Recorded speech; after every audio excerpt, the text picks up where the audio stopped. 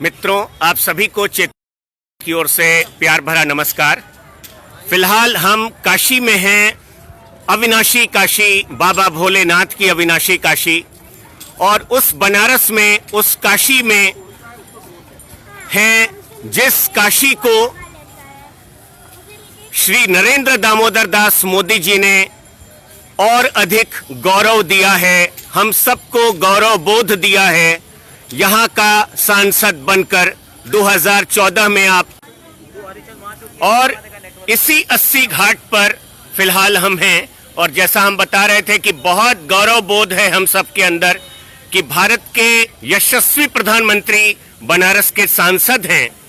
लेकिन ऐसा लगता है कि उनको शायद बनारस के स्कूली बच्चों के सामान्य ज्ञान से भी वो ना वाकिफ हैं, और पूरी की पूरी कैबिनेट, क्योंकि यहाँ का तो बच्चा बच्चा जानता है कि माँ गंगा की जो सबसे बड़ी दुश्मन है वो अविरलता का मुद्दा सबसे प्रमुख है, और सबसे बड़ा दुश्मन है बांध, बंदरगाह और तमाम बैराज। तो अविरलता अगर हो जाए तो किसी निर्मलीकरण अभियान की आवश्यकता ही नहीं रह जाएगी। ये बच्चा बच्चा जानता है बनारस का, लेकिन शायद हमारी समझदार सरकार और हमारे समझदार नेता या तो उनको पता ही नहीं है, या फिर जैसा हमारे पिताजी कभी कभी कहते हैं कि सोए व्यक्ति को जगाया जा सकता है, लेकिन जो जाग कर भी सोने का स्वांग करे उसको कैसे जगाया जाएगा। जो जाग कर भी सोने का नाटक करे उसको कैसे आप जगा सकते हैं। तो मां गंगा की अविरलता को लेकर 80 घाट पर पहले से प्रचारित ये अभियान था, आज का धरना था। लेकिन आप देख सकते हैं कि उंगली पर गिनकर कुछ लोग यहां पर अपना समय दे रहे हैं। मां गंगा की अविरलता के लिए धरने पर आप सब लोग बैठे हैं, जिसमें नारी शक्ति का भी बहुत बड़ा कंट्रीब्यूशन है। 3 महिलाएं यहां पर हैं और तमाम अन्य लोग हैं। मैं चाहूंगा कि इस पूरे अभियान के बारे में जो बैनर्स हैं उसको भी हम आपको दिखाएंगे, क्या क्या लिखा है। बहुत आपकी जनरल नॉलेज बढ़ेगी मां गंगा को लेकर। और बड़ी अच्छी एक खबर ये भी आपको बता दें कि पाकिस्तान में भी परसों हाइड्रो इलेक्ट्रिक प्रोजेक्ट के विरोध में जनता ने भारी प्रदर्शन किया है। तो नेता और अधिकारी तो जम के मलाई खाते हैं हाइड्रो इलेक्ट्रिसिटी से और न्यूक्लियर इलेक्ट्रिसिटी से, लेकिन उसका विकल्प है और तमाम देश उस दिशा में बढ़ रहे हैं। लेकिन हम अभी भी अल्पज्ञ हैं शायद, या फिर जानते हुए भी जानबूझकर अपना आंख कान नाक बंद किए हुए हैं। तो हमारे साथ श्री वल्लभाचार्य पांडे जी हैं। इस आज के कार्यक्रम के बारे में थोड़ा बताएंगे आप। आज हम लोग यहाँ पे बैठे हैं क्योंकि हरिद्वार में मातृ सदन में एक आत्मबोधानंद जी हैं, जो स्वामी सानंद जी के पहले निगमानंद जी, लालनाथ जी और गोकुलानंद जी की शहादत हो चुकी है। संत गोपाल दास जी करीब 65 दिन के धरने के बाद, अनशन के बाद जो है 6 दिसंबर से उनका कुछ पता नहीं है, और 24 अक्टूबर से आत्मबोधानंद जी वहाँ बैठे हुए हैं। आज उनके धरने का, अनशन का 82वां दिन है। तो उनके समर्थन में आज हम लोग बैठे हैं। देश भर में कई जगहों पे आयोजन हो रहे हैं, कुछ लोग जंतर मंतर भी पहुंचे हैं। तो उनके समर्थन में कि जो जिन मांगों को लेकर के स्वामी सानंद जी की मौत हुई और बाकी संतों ने बलिदान दिया, लगभग उन्हीं मांगों को लेकर के हम लोग आज यहाँ बात कर रहे हैं कि बांधों को यहाँ से हटाना चाहिए, पूरा बड़े बांधों की परियोजनाओं को जो है कि निरस्त करना चाहिए। वैज्ञानिक भी यही कहते हैं कि micro dams are okay but mega dams are not. Ganga के निर्मलीकरण की बात तब तक व्यवहारिक नहीं होगी जब तक कि उसकी अविरलता जो है कि बनाई न जाए। तो उसी क्रम में हम लोग आज यहाँ जो भी संख्या जुट पाई है हम लोग बैठे हैं, और ये आंदोलन की आज इस क्रम के आंदोलन की शुरुआत है। इसमें हम लोग एक प्रधानमंत्री राष्ट्रपति महोदय को एक ज्ञापन भी भेज रहे हैं, इसमें मांगे भेज रहे हैं। जी मेरा एक बार परिचय आप सभी से हो जाए। आपका शुभ नाम? जी, मेरा नाम दीपक पुजारी है। दीपक पुजारी जी।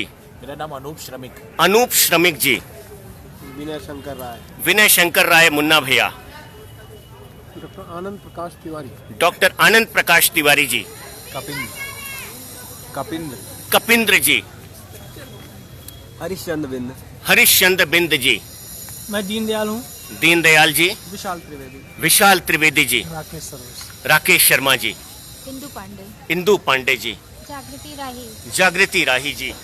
जागृति राही जी बहुत बहुत अच्छा बोलती हैं, बहुत जबरदस्त सामाजिक कार्यकर्ता हैं और आप राजघाट पे संभवतः रहती हैं जी। आप वहाँ पे सेंटर का नाम आप सर्व सेवा संघ में, और बहुत गरीबों की बहुत फीडबैक आपके बारे में हमें मिलता है। आपका लेक्चर भी हमने फेसबुक पे सुना है, कमेंट किया था। आपका शुभ नाम? नीलम पटेल। नीलम पटेल जी। और अनूप श्रमिक जी और सभी लोगों से परिचय हो चुका है। तो चुनिंदा लोग ही हैं, लेकिन ये संख्या मायने नहीं रखती। संदेश बहुत बड़ा है माँ गंगा की अविरलता का, और ये जो संदेश जो मांगे हैं इसमें भी सबसे पहले लिखा है गंगा एवं सभी सहायक नदियों की अविरलता और निर्मलता सुनिश्चित की जाए। आप कहाँ से आई हैं? यही रहते हैं, 80 घाटी में रहते हैं। 80 घाटी। पहले जो अमोड़ा रहने के बाद से अमोड़ा रहते थे, माता पिता की काशी वास हो गया। गंगा जी की जो चौड़ाई है वो कम हो रही है या बढ़ रही है? बढ़ रही है। नहीं नहीं, जो चौड़ाई है गंगा जी का जो पानी है आज बढ़ा है क्योंकि कुंभ के चलते। हाँ, चलते लेकिन हैं। वैसे तो साल भर हालत बहुत खराब है कि हाँ, नहीं? खराब तो थे। हालत बहुत अधिक बहुत खराब है। हाँ। तो पहले भी कुंभ में केवल पानी छोड़ा जाता था, पूर्ववर्ती सरकारों में भी, और अभी भी केवल कुंभ के दौरान ही पानी छोड़ा जा रहा है।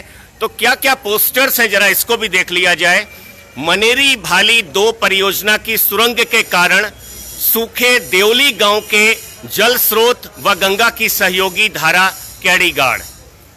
तो ये आप चित्र देख रहे हैं किस तरह से वहां की जनता परेशान है। अगली बात, ministry of environment and forests over rules expert body.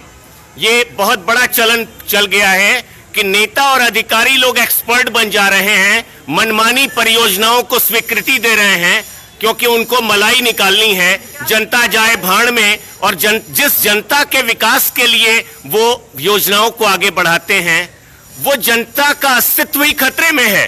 पहले से यहां पता होता है कि प्राकृतिक आपदा आएगी, लेकिन फिर भी आपदा, जिसको मानव निर्मित आपदा कहना ज्यादा उचित है, फिर भी परियोजनाएं बढ़ती रहती हैं, चलती रहती हैं। जनसंख्या नियंत्रण कानून के लिए राहुल गांधी जी, ममता बनर्जी जी, नीतीश कुमार जी, नरेंद्र मोदी जी, अमित शाह जी मिलजुल कर, सोनिया जी, सब लोग मिलजुल कर कोई आवाज नहीं उठाता। तो जनसंख्या बढ़ती जा रही है। 40 करोड़ के देश में 130 करोड़ से ज्यादा लोग हैं और गजब की अराजकता इस देश में फैल रही है, लेकिन जनसंख्या नियंत्रण के लिए बात नहीं होती। एक और खबर, खतरा बनी कोटेश्वर डैम की झील। झील से 40 मीटर ऊपर बसे गांव के भवनों में आ रही हैं चौड़ी दरारें। तो ठीक है साहब, दरारें आ रही हैं। और ये दूसरी खबर टाइम्स ऑफ इंडिया की यहां पे है, महसीर हैबिटेट अंडर थ्रेट। जमीनी तथ्यों व विशेषज्ञों की वास्तविक रिपोर्टों को नजरअंदाज कर भ्रष्टाचार के बल पर बढ़ रहा है हिमालय में बांधों का अतिक्रमण। और ये जो मेन हमारा यहाँ पे बैनर है उस पे लिखा है अविरल गंगा निर्मल गंगा हेतु सत्याग्रह। मां गंगा की अविरलता और निर्मलता के लिए साधु संतों का बलिदान व्यर्थ न जाने पाए। और यहाँ पर कुछ स्वामी जी लोगों के फोटोग्राफ्स भी हैं। स्वामी गोकुलानंद जी खनन माफियाओं द्वारा हत्या की जाती है इनकी नैनीताल में 1999 में। स्वामी निगमानंद सरस्वती जी, ये बलिदान इनका होता है मां गंगा की अविरलता के लिए। 13 जून 2011 को हरिद्वार में बाबा नागनाथ जी, इनसे हमारी कई बार मुलाकात कबीर चौरा अस्पताल में होती थी, ये भी बेचारे चले गए। 10 जुलाई 2014 को बनारस में ये काल कवलित हो गए, भगवान को प्यारे हो गए। प्रोफेसर जीडी अग्रवाल, जो हाल में ही जिनकी डेथ हुई है अक्टूबर के महीने में 11 अक्टूबर 2018 को, और सरकार ने इनकी सुध तक नहीं ली, इनसे बातचीत करना तक उचित नहीं समझा। संत गोपाल दास जी, ये अनशनरत थे, और अभी जब हम दिल्ली गए थे पिछले हफ्ते तो इनसे जुड़े तमाम लोगों से हमारा संवाद हुआ था। इनको गायब हैं ये देहरादून से 6 दिसंबर 2018 से, और ऐसी आशंकाएं व्यक्त की जा रही हैं कि अब ये शायद दुनिया में नहीं हैं। और फिलहाल वर्तमान में ब्रह्मचारी आत्मबोधानंद जी 24 अक्टूबर 2018 से अनशनरत हैं। और सरकारें, कोई भी पॉलिटिकल पार्टी, क्योंकि सबकी नीतियां एक समान है, तो घड़ियाली आंसू भी कोई नहीं बहा रहा है, इन संतों के पास कोई नहीं जा रहा है। और यहां आप देख सकते हैं गंगा, भागीरथी व यमुना के हिमालयी क्षेत्र में बांध परियोजनाओं का जाल। पिछले साल बल्कि कहूं कि 2017 में नवंबर दिसंबर में जब हम उत्तराखंड में थे, लंबे समय तक प्रवास किया, तो ये पता चला कि 500 से ज्यादा बांध बड़े बड़े हैं वहां पे।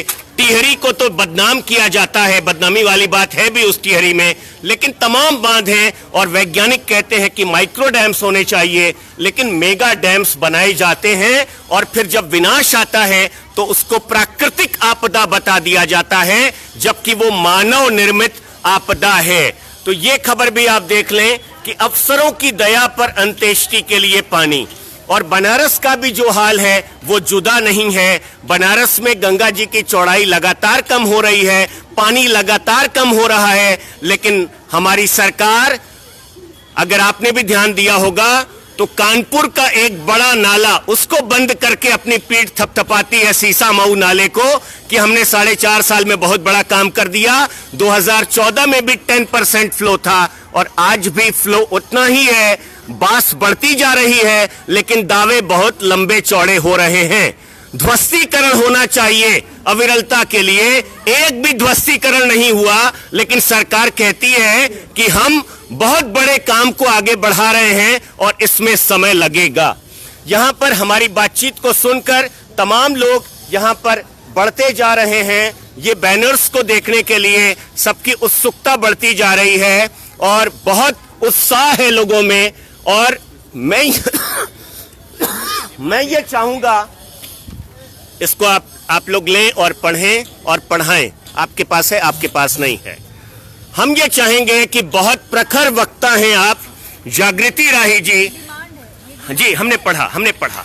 जागृति राही जी, कृपया आप थोड़ा प्रकाश डालें।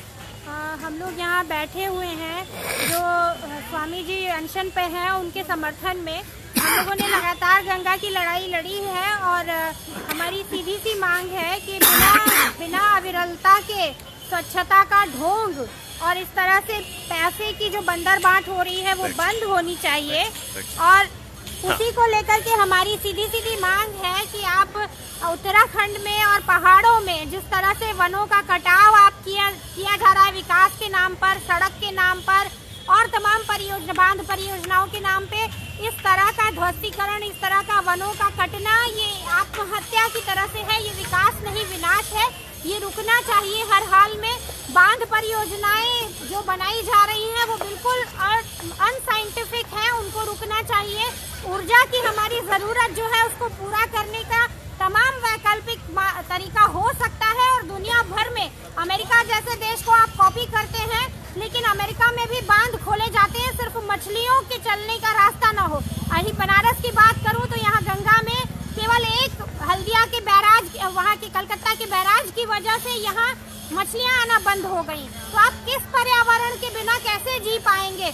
आज हम लोगों की हालत ये है कि सांस लेना बनारस में हर आदमी के लिए दूभर है, इतना पोल्यूशन है।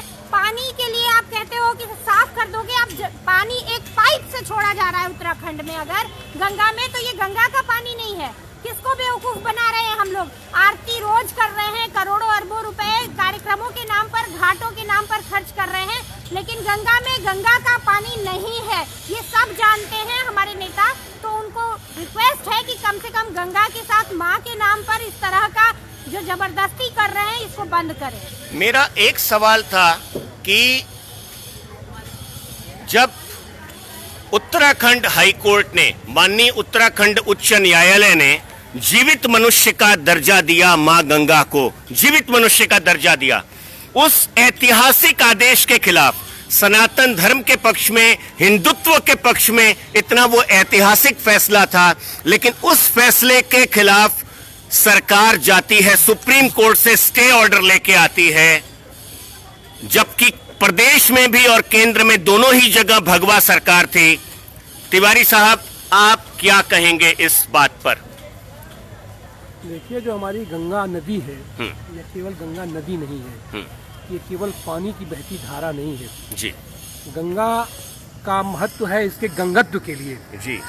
ये गंगा जल जो अमृत कहा जाता है, ये खास करके जो हमारे पर्वतीय इलाकों में तमाम वहाँ पर औषधियाँ हैं, उनकी पेड़ों से की जड़ से छन करके पानी इसमें आता जी। है और वो पूरा गंगत तो लेकर के यहाँ तक आता है पानी। जी। तो आप तो बांध बना करके वहीं आपने पानी को सड़ने के लिए छोड़ दिया। तो पहली बात तो गंगत को आपने वहीं मार दिया। और एसटीपी की आप बात करते हैं, अच्छा, और जबकि एसटीपी की जरूरत नहीं है, क्योंकि कृषि की जमीन खत्म होती है, पर्यावरण का सत्यानाश होता है। मिनी एसटीपी की जरूरत है, घर घर का अपना सेप्टिक टैंक। अपना तो लोग लेकिन बनाएं। पैसा कमाने के चक्कर में और प्राइवेटाइजेशन, बड़े बड़े प्लांट सब- लगाओ और प्राइवेट हैंड्स में दे दो। सब खाली धंधेबाजी है। धंधे के लिए इस्तेमाल किया जा रहा है हमारी नदियों को, जी। हमारी गंगा को, हमारे सारे संसाधनों को जी। धंधे के लिए इस्तेमाल किया जा रहा जी। है। जब तक इनके मूल नैसर्गिक स्वरूप को हम पहचानेंगे नहीं, उनको सम्मान नहीं देंगे, तब तक हमारे देश का विकास नहीं हो पाएगा और हमारे इन संसाधनों का सही उपयोग नहीं हो पाएगा। जी, और जी, जी, एक गंगा को तो सीधा सीधा धंधा का अपना इन्होंने उपयोग बना दिया है। बिल्कुल। इससे और सभी मछलियाँ- पार्टियों की एक राय है, एक मत है सबके इसमें सब। लगभग ये सबके ये हाथ सब- आपस में हम मिले तो वही हुए। कहते हैं, ये सब लंपट पूंजीवाद को बढ़ावा दे रहे हैं। और ये लंपट लोग कोई उत्पादन कार्य नहीं करते हैं, जी। खाली जनता का के पैसा का दोहन शोषण करके अपने प्राकृतिक स्रोतों पे कब्जा करो सब- और सब सामने ना आके एक दूसरों के माध्यम से कब्जा कराते जाओ। एक ही अभियान और जीडीपी विकास, एयर क्वालिटी इंडेक्स खत्म, वाटर क्वालिटी की जो बात है वो हम सब देख रहे हैं। और गंगा जी में पानी न आने से तालाब और कुएं सूखते जा रहे हैं। मैंने कुछ मामले में तो ये सरकार बड़ी ईमानदार है जी। तो हर चीज का नौवा बदल दो ना, विनाश का नाम विकास कर दो, अपने आप सब हो रहा है। जो हो रहा है सब ऐसा जी। गंगा जी में पानी न रहने से जितने तालाब और कुएं हैं 2525 किलोमीटर की यात्रा में वो सूखते जा रहे यही हैं। हम लोगों ने देखा इसी गर्मी में। यही बनारस है। ये जो यहाँ पर सामने घाट का पुल बना है, जी। वहीं से जो उधर से भी नदी नाला का पानी आता भी था, जी। वह सारा पानी सूख के वहीं खत्म हो गया। जी। जी। बनारस में इसी गंगा से पानी उठा करके पेयजल की व्यवस्था की जाती है, जी। जिसमें केवल और केवल असली नदी जो हुआ करता था, जो आज की तारीख में नाला तब्दील हो गया है, उससे ला करके जो गंदा जल था वही उठा करके सप्लाई किया जाता जी। था। और एक समय आया कि वह गंदा जल भी सप्लाई करने के लिए नहीं बचा। बिल्कुल। ये बिल्कुल। स्थिति है हमारे बनारस की। ये हिंदुस्तान के तमाम शहरों में मिनी सेप्टिक टैंक, यानी घर घर का अपने मिनी एसटीपी जिसको हम कहते हैं, घर घर का अपना सेप्टिक टैंक। हर आश्रम, मंदिर, मस्जिद, गुरुद्वारे का, हर स्कूल का, हर अस्पताल का अपना सेप्टिक टैंक है और किसी एसटीपी की कोई जरूरत नहीं थी। लेकिन ये जबरदस्ती वाली नीति है पैसा कमाने की। एसटीपी की जरूरत कहीं कहीं है इंडस्ट्रियल पोल्यूशन को सेग्रीगेट करने के लिए, लेकिन ये तो- घर के मल के लिए अपना सेप्टिक टैंक गवर्नमेंट ये क्यों नहीं कंपलसरी कर देती बिल्कुल कि compulsory शौचालय के साथ अपना सेप्टिक टैंक हो घर घर का। बिल्कुल करे, बिल्कुल करे। जी, और अभी जी। तो जो हमारी नगर निगम है, आपका शुभ नाम सर? मेरा नाम राम धीरज है। जी।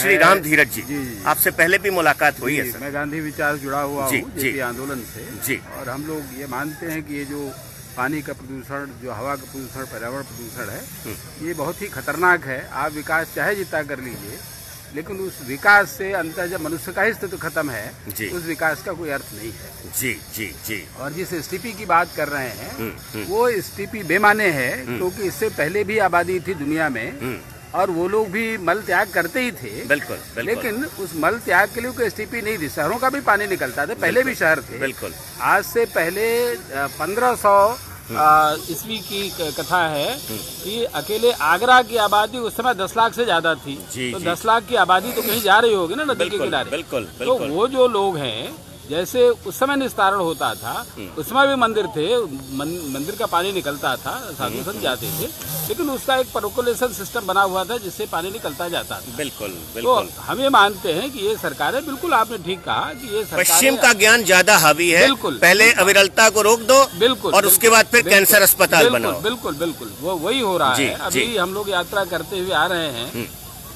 कानपुर के आसपास में, और इधर बनारस में भी देख रहा हूँ, कानपुर का जो इंडस्ट्रियल वेस्ट निकल रहा है, उससे इतना क्रोमियम, लेड, मरकरी, वो सारे हैवी धातु निकल रहे हैं और गांव कैंसर के मरीज हैं। जी। अब वो इलाज नहीं करा सकते। जी। यहाँ भी ये जो पूरा जो फ्लोराइड अभी जी।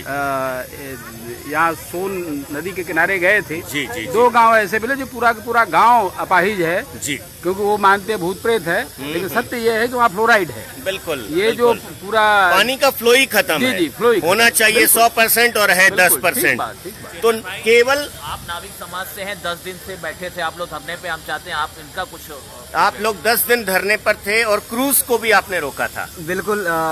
हमने सरकार से इतनी मांग की थी कि जो हम परंपरागत तरीके से अपना जीवन यापन कर रहे हैं नौकायन करके, वो हमारी परंपरा को रख रही है। हम आपसे न पिछली सरकारों से कुछ मांगे हैं तो हमें वैसे रहने दीजिए। और मैं देखा कि इस 9 दिन के धरने को दबाने की कोशिश शासन प्रशासन के द्वारा पुरजोर कोशिश की है और उसमें भी सफल रहे। और इनका एक प्रेम है, ये जो क्रूज चल रहा है उससे पता नहीं कैसा प्रेम है कि 40,000 नाविकों को ये अनदेखा कर रहे हैं, उसके लिए हर हद तक जाने के लिए तैयार हैं। तो कुल मिलाकर आज का जो ये धरना है, हम कहते हैं कि संख्या भले कम हो, थिन हो, लेकिन बहुत सारे लोग यहाँ पर उपस्थित हैं जो लगातार उत्साहवर्धन कर रहे हैं। और माँ गंगा को लेकर निश्चित तौर पर जनता में भी बहुत जागृति होनी चाहिए। और जो सत्ता में बैठे लोग हैं उनके नाम हम यही कहना चाहेंगे कि आपकी ईमानदारी पर हम कोई सवाल नहीं उठा रहे, लेकिन नीयत सही होना ही, केवल नीयत सही हो ये भी इम्पोर्टेंट है, लेकिन नीति भी सही होनी चाहिए। केवल नीयत सही होने से काम नहीं चलेगा, पॉलिसी भी सही होनी चाहिए और खुला डिबेट होना चाहिए, खुला डिस्कशन होना चाहिए कि ये विकास है या विनाश।